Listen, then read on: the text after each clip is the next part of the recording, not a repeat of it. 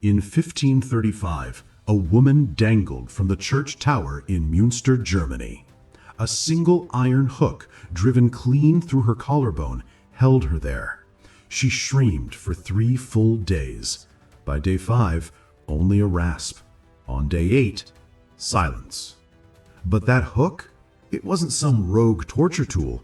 It was legal, licensed, filed in government ledgers across 7 European countries for over 600 years. Executioners trained like surgeons. They studied anatomy. They knew exactly where to pierce so you'd suffer longest.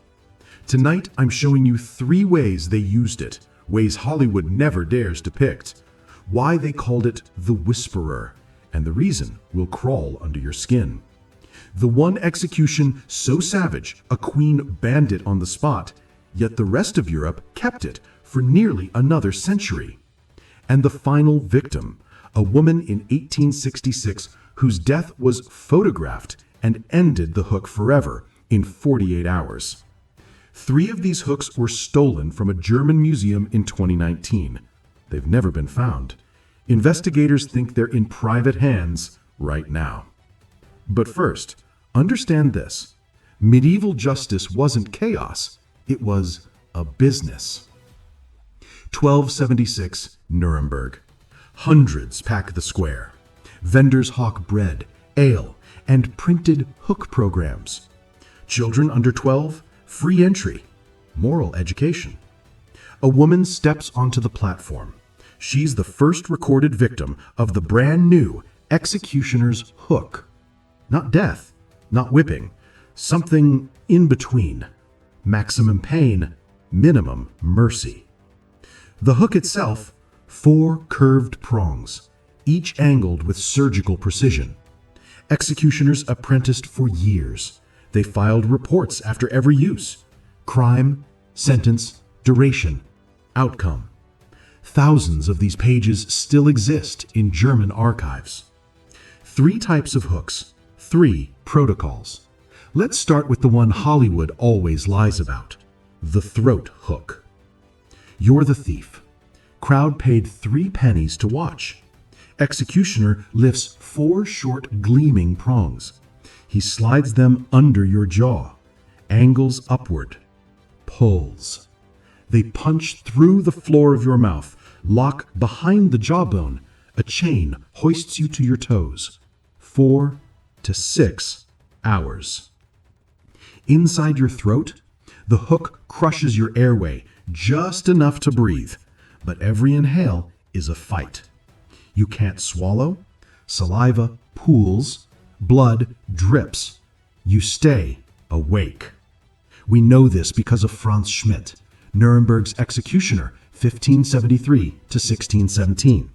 He kept a diary, 361 executions, 345 with hooks, clinical entries, shallow insertion, warning, medium, punishment, deep, preparation for death. One detail he buried: they heated the hooks red hot, seared the flesh on entry, cauterized vessels, kept you bleeding slowly, kept you alive longer. After hours, your vocal cords gave out. You could only whisper. Guards leaned in for final confessions. One woman whispered for 47 minutes. Her last words: "It teaches nothing." But the throat hook wasn't the worst. What comes next made a queen ban it on her empire only. The rest of Europe kept using it for nearly another century. Bamberg, 1627. Witch trials. Anna Hansen accused of cursing crops because she was talking to herself near a field. Sentence: rib hook. Face down on a wooden frame. A longer, sharper hook. The executioner finds the gap between your 4th and 5th rib, drives it in, upward, past the lung, lodges against your spine. Then they lift. Your body weight drags on that single iron point. Every breath, your ribs peel from your spine. 2 to 6 hours. Fully conscious, slow bleed, slow suffocation. Bamberg killed 252 women this way in 5 years. One survivor, her torture stopped when her accuser recanted, told the scribe, "My ribs peeled away like fruit skin from flesh." Modern surgeons studied these accounts. Verdict: hook placement avoided major arteries. Brain stayed oxygenated. You felt everything. 1555. Vienna. Maria Theresa, Empress of the Habsburg lands, decides to watch. She brings her physician, her confessor. 6 hours. That night, her diary: "I have seen hell's machinery. God forgive us." Within 1 week, she bans the rib hook across Austria, Hungary, Czech lands, parts of Italy, and Poland. But the throat hook? She keeps legal until 1776. Even she couldn't kill the system entirely. Meanwhile, in Protestant German states, the rib hook stayed legal, used 147 more times until 1847. That's nearly another century of sanctioned agony. Münster, 1536. 3 iron cages still hang from St. Lambert's Church. I stood beneath them last year. Tourists take selfies. Most don't know. Inside one cage, the bones of Hillige Fakan, Anabaptist rebel, executed by suspension hook, pierced through the hip bone, hoisted up the tower. 8 days. Day 1, shouting prophecy.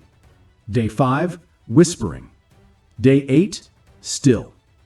Left hanging 6 more weeks. Rotting. Visible for miles. Her death fueled pamphlets, sparked religious wars, helped ignite the 30 Years' War. 8 million dead. And the irony?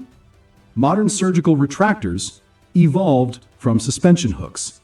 Franz Schmidt's diary 345 hook killings was a medical textbook in German universities until 1903.